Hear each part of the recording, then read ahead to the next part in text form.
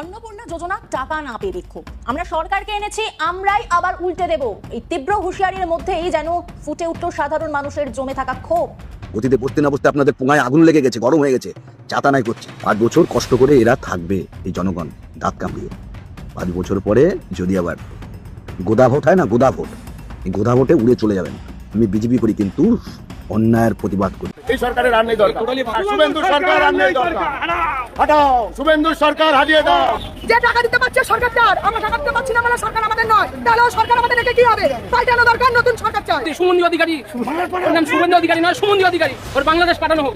দিন থেকে এসে সেদিনে আমাদের রাজ্যের এই অবস্থা, ওই জানুয়ারের সোজা বাংলাদেশ পাঠাতে হবে। মমতার এই আইনি পদক্ষেপ একই সাথে 3টি উদ্দেশ্য সাধন করেছে: শুভেন্দুর বৈধতাকে প্রশ্নবিদ্ধ করা, নিজের রাজনৈতিক ন্যারেটিভ জীবিত রাখা এবং দলের কর্মীদের মনোবল ধরে রাখা। শুধু ভবানীপুরের নির্বাচনী পিটিশনই নয়, শুভেন্দু অধিকারীর বিরুদ্ধে মোট 32টি মামলা চলমান আছে। কলকাতা হাইকোর্টে তাকে 104 বার হাজিরা দিতে হয়েছে। একজন মুখ্যমন্ত্রী যদি তার কর্মসময়ের একটি উল্লেখযোগ্য অংশ আদালতের আত্মরক্ষায় ব্যয় করেন, তাহলে প্রশাসন চালানোর সময় তিনি কোথায় যাবেন?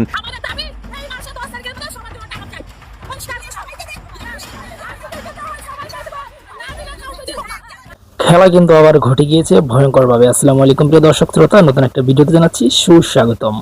আপনারা ইতিমধ্যে ভিডিওর অংশ বিশেষ এবং শিরোনাম দেখে গেস করেছেন কতটা চাঞ্চল্যকর হবে আজকের এই ভিডিওটি। আশা করি সম্পূর্ণ দেখবেন, সাথেই থাকবেন। যারা এরকম 1 থেকে 2 মিনিটের ভিতরে লাইভ নিয়ে দেখতে ভালোবাসেন, অবশ্যই চ্যানেল সাবস্ক্রাইব করে পাশে থাকা বেল আইকনটি বাজিয়ে রাখবেন। মমতা ব্যানার্জির ভয়ঙ্কর চালে কিন্তু ফেসে গিয়েছে শুভেন্দু অধিকারী। মমতা ব্যানার্জিকে জিনিস এবার হারার টের পাচ্ছে নরেন্দ্র মোদীর দল সহ শুভেন্দু অধিকারী।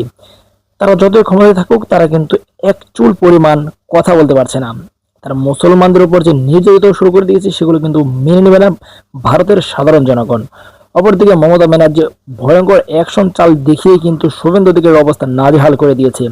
তো আপনারা এই বিষয়টি কেমনভাবে দেখছেন এবং কেমন উপভোগ করছেন? মমতা ব্যানার্জি এরকম হুঙ্কার এবং বুক ফাড়া চিৎকারগুলো কেমনভাবে নিচ্ছেন, আপনারা অবশ্যই কমেন্ট করবেন।